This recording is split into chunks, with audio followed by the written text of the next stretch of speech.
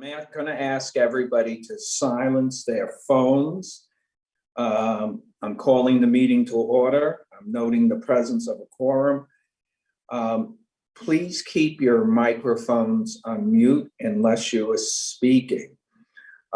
Please only unmute for voting, but only if they are voting no or abstaining from voting, and to ask any questions or provide any comments. We have the following action items. Approval of the minutes of the December 17th, 2020 meeting of the fund, number 2341. Are there any amendments to the minutes? Any discussion? I am asking now for a motion to approve the minutes. Motion. Second.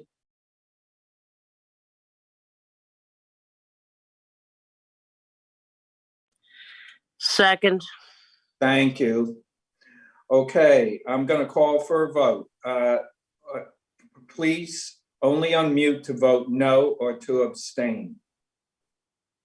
All in favor? Aye. Okay. Okay, motion carries unanimously. I will now move to the second resolution. Resolution of the City University Construction Fund authorizing construction of the Pearl Building facade replacement at New York City College of Technology at 259 Adams Street, Brooklyn, New York, number 2342. Resolved that the CUCF's Board of Trustees approve the funding for the construction of the Pearl Building facade replacement in an amount not to exceed $14,750,000. I now call on Interim Executive Director Hector Bastia to give an explanation of the item. Thank you, Mr. Chairman. The Pearl Building at New York City College of Technology is an existing six-story building that was built in 1922 and last underwent an exterior renovation in 1950. In recent years, the windows, metal panels, have deteriorated. As a result, the air and water infiltrated into the interior. The university, through DASNY, retained design consultant to provide architecture service for the renovation of the exterior facade. Based on the probe and site inspection, it was confirmed that the windows and metal panels have reached the end of their useful life. The windows and metal cladding are also not in compliance with the current New York City Engineering Conservation Code. The design consultant recommended that all windows and existing exterior cladding be replaced with energy efficient code compliance system. The first floor of the windows and exterior cladding were replaced in 2018 as part of the university full renovation project to create a new communication design department for the college. The second floor windows and exterior cladding are currently being replaced by the Cold Spring Harbor at their cost under the Cold Spring Harbor Laboratory DNA Learning Center project. The project will include replacement of windows and exterior cladding for floors 3 through 6 at an estimated cost of $14,750,000. Okay, thank you. Could I have a motion on this item, please?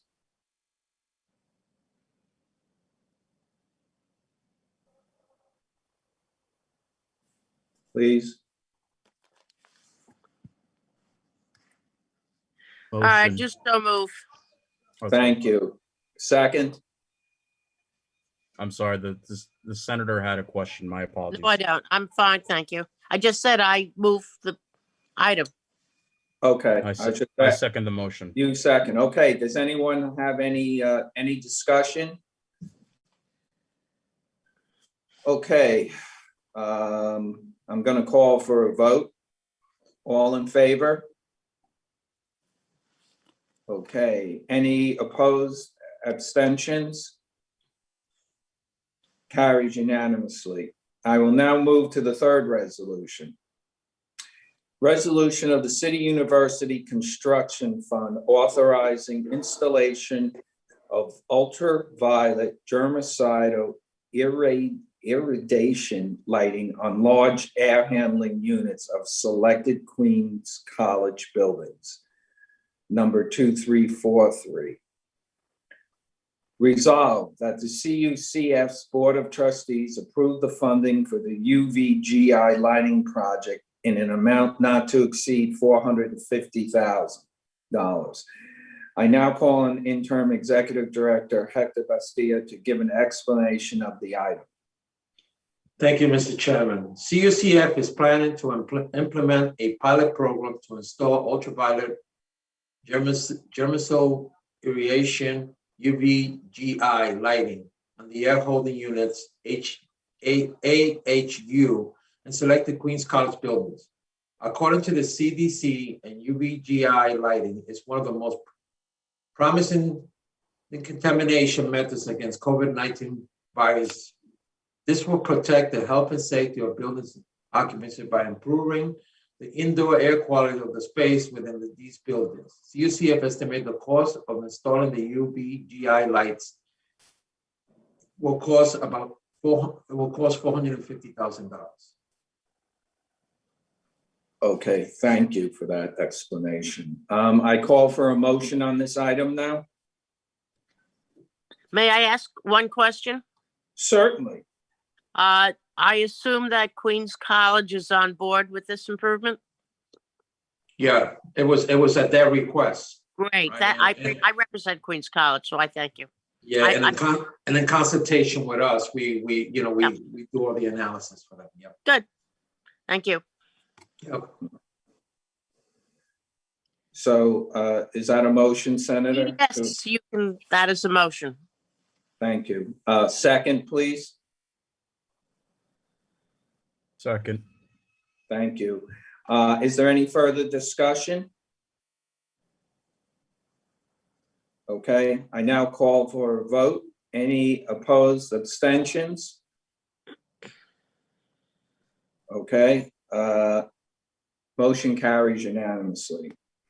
I would now like to move to a walk-on item, a fourth resolution. Resolution of the City University Construction Fund appointing Mohammed Atala as Executive Director of the City University Construction Fund, number 2344. I would now like to read the entire resolution. Whereas the City University Construction Fund is authorized to provide facilities that support the educational purposes of the City University of New York, the university, and whereas Mohammed Atala has been serving as the Executive Director of Facilities and Services at the University of Illinois at the Urbana-Champaign since August 2018. And prior to that, he served as Assistant Vice President and Chief Facilities Officer at the McMaster University from 2011 to 2018, and at Toronto District School Board from 2000 to 2011. And whereas Dr. Atala is a professional engineer with over 25 years of experience in senior executive and administrative portfolios in education, corporate leadership, as well as strategic planning and policy developments. And whereas Dr. Atala has participated in numerous scientific researches and published over 35 international publications in construction management and rehabilitation of buildings. And whereas Dr. Atala's experience includes budget preparation, fiscal management, and delivery of multi-million-dollar annual operating and capital budgets, as well as experience with state, city, and municipal government agencies, elected officials, higher education institutions, and private partners, reporting to and presenting at public meetings and representing the department and governance committees, working with multiple internal and external stakeholders to ensure smooth operations, and the development of partnerships with public and private partners for facilities and real estate development and management. And whereas the appointment of Dr. Atala as Executive Director will provide an experienced leader to manage capital construction projects, facilities planning, physical plant operation and maintenance throughout the university, who will also serve as a member of the Chancellor's Cabinet and as staff to the university's Board of Trustees Committee on Facilities Planning, Construction, and Management. And whereas Dr. Italia holds a PhD degree from the University of Waterloo in Construction Engineering and Management and Executive Master of Business Administration from McMaster University. Now, therefore, be it resolved that the Board of Trustees of CUCF approve the appointment of Mohammed Atalia as Executive Director of CUCF effective June 14, 2021. I call for a motion to approve this appointment, please. Excuse me, may I ask a question? Certainly. Before the vote? I'm just curious because I only see 3 agenda items. I've never heard of a walk, whatever it was called. Can you explain why this didn't appear as on our agenda? Yes, go ahead, Mr. Chairman. No, go ahead, please. Because we could not put it on the agenda until the CUNY Board of Trustees officially voted. And that meeting just happened, right? So Yeah. that's the reason why. That's the reason why it was on the I agenda. understand that. That was this week, and presumably they were notified in advance. It was on their agenda, which is published a week in advance. Yes, and even at the CUNY Board of Trustees, when we have items that are personnel and sensitive in nature, they do go on as walk-ons. A lot of times they're not published on the official record. That has been a practice not only at CUNY board, but also at the CUCF. So it's not an unusual practice based on whatever sensitivities that are happening, or it could be that negotiations on a particular project is to the last minute. So that's the reason. It's not an unusual thing. It's something that it's not done very often, but it's something that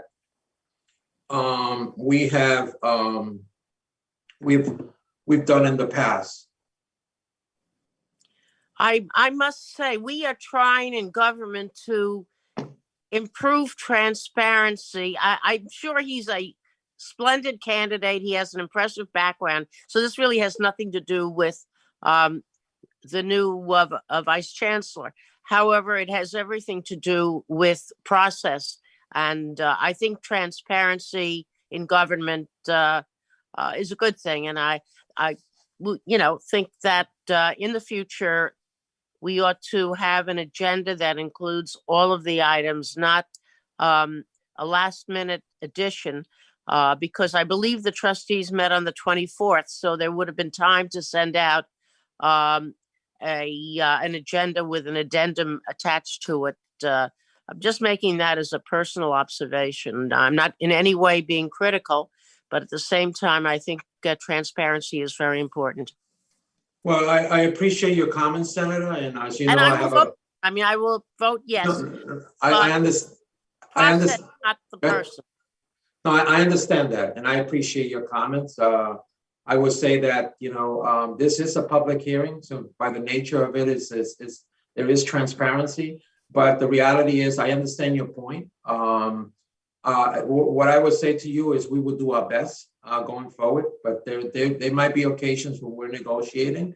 I think what we will do is try to have conversation with trustees prior to that to make sure that they understand the nature of it. But I don't think at any point there's any view that this is not, we're not trying to be as transparent as possible. But I hear your point is well taken. The city, the trustees of CUNY had to have been notified in advance that his name was going to appear. So presumably 7 days prior to their 24th of May meeting, they were advised. I have not seen their agenda, so I can't answer that question, but it seems to me logical that his name could have been provided to us. That's all I'm saying. And in the future, I think people ought to have a right to look at the resume. Thank you. Okay, Senator, thank you. Mr. Chairman, can I say a few words on behalf of Mohammed?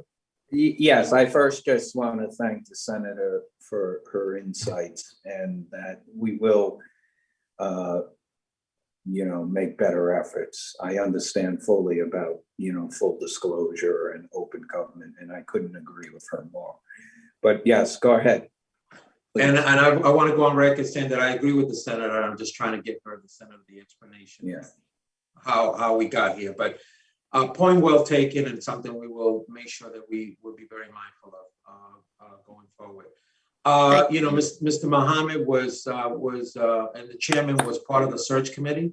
Mr. Mohammed was part of a national search where we interviewed, we looked at hundreds of candidates across all the United States and diverse slate of candidates. And through that process, Mr. Mohammed came out to be one of the top candidates in that search.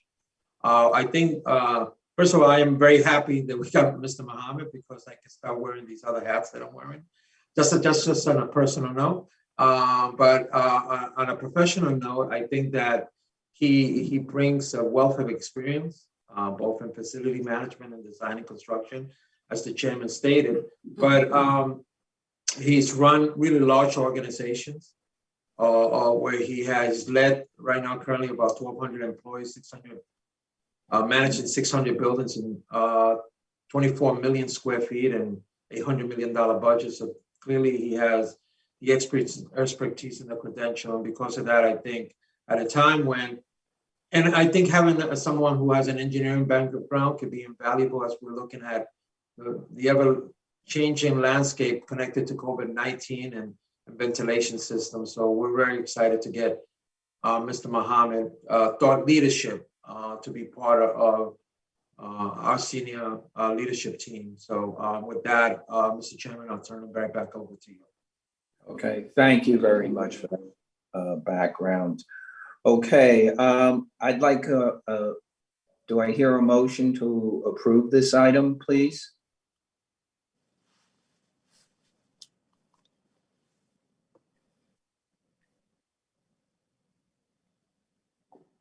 Motion. Thank you. Second, please.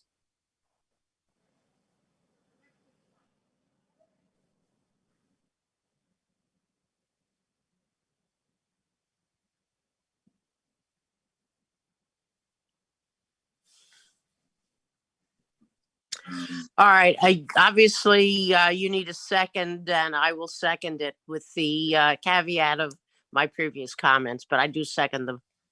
Thank you very much, Senator. It's greatly appreciated. All those in favor, obviously, any opposed or abstentions? Hearing none, the motion carries. I just have a few more things. The next meeting of the City University Construction Fund will be held on Thursday, July 8th, 2021 at 9:30 a.m. On that same date, the Governance Committee will meet at 9 a.m. After that, the next meeting of the Construction Fund will be held on Thursday, October 21st, 2021 at 9:30 a.m. with a meeting of the Audit Committee at 9 a.m. Okay? That's all I have for today. Does anybody have any other issues, comments, or concerns they'd like to discuss before I ask for a motion to adjourn? Okay, hearing none, I'd like to make a motion to adjourn. Do I hear a motion, please? Motion. Second, please. Second. Thank you, everybody, for your time and your insights. Everybody have a nice day. Thank you. We're adjourned.